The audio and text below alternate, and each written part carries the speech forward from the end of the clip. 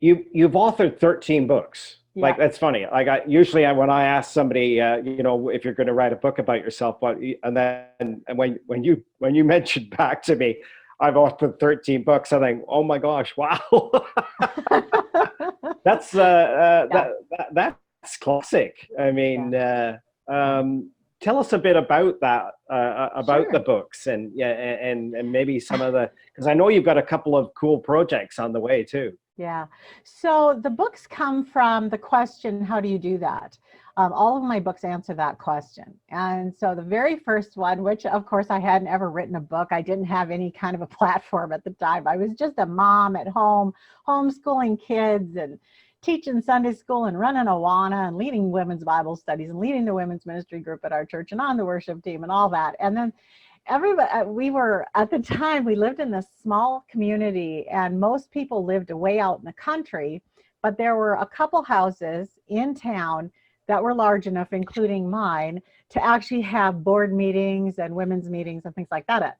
And so I found myself entertaining constantly, and I love that, but that's how it was. I was always having meals and always having people in and providing desserts or refreshments or whatever.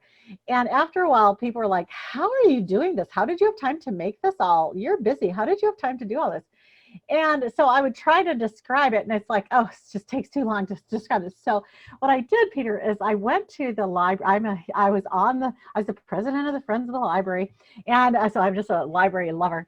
And anyway, I went to the library, and I interlibrary loaned over 200 books on how to do what it was that I was doing in the kitchen. So I thought somebody had to write this down, all the things I'm doing to make this happen quickly and cost effective and all that.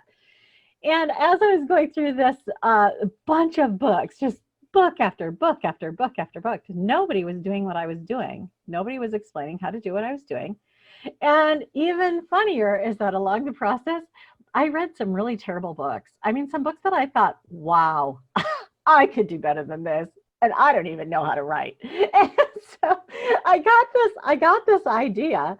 I better just write it down because it's too complex to share in a 15-minute conversation. But it really does save time and money, and it tastes great and it looks great. And so I wrote what turned out to be Marnie's Kitchen Shortcuts. Got picked up by St. Martin's Press in New York in 1996. My first book came out right just out of the chute with a New York publisher, and went into multiple printings and ended up on TV and all this kind of stuff. And people started calling me and say, will you come speak at our event, la, la, la. And so it just kind of threw me into a different life space that I wasn't in before or really had never thought about before. So that's how it started. And then the books that I've written since then are exactly the same. So for example, if somebody asked me how I did homeschooling, I wouldn't write a book. I knew of one. If somebody asked me how I did time management, I would say, go read Tim Ferriss's 4-Hour Work Week, because he said it as good as I could have ever, probably better. And that's what I would have told you. So basically, if I can find the resource, I don't write it. But if I can't find the resource that kind of says what I would say, then I try to write it if enough people are asking me for it. And so that's where the other books came from. So Scavenger Hunt Handbook, and how to do a retreat, and how to start a women's ministry, and how to write an ebook. That one came, I was at that time, I was only pinch hit speaking for 10 years. We owned a restaurant retail store. I didn't take any advanced speaking engagements for 10 years, only pinch hit. If I could fit it in, I would. So I got this call, and the director of a library, a regional library system, said, we had an entire program set up. Our speaker just canceled. This is 7 programs in 7 cities in 3 days on the topic, how to write an ebook, and I thought of you. And I said, sure, let's see if the calendar can work. And yep, it could. And so 10 days from then, I was supposed to go do this. Well, I started looking at, in the meantime, between the last time I'd written an ebook and that phone call, Kindle had happened. And I realized I was way behind. I was like, oh my goodness, I blinked and the whole world changed. And now I have to teach this in 10 days.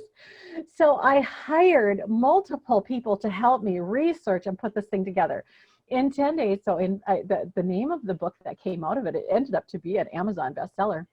It came out, and it's called ebook Idea to Amazon in 14 days. And it's how anybody, if you put your mind to it, you can take a concept, an idea, and you can have it in book form on Amazon in less than 14 days. And like I said, that book went on to be a bestseller on Amazon. So that's where my books come from. They come from a need, either my need or somebody else's need, to experience or understand something that isn't already clearly explained.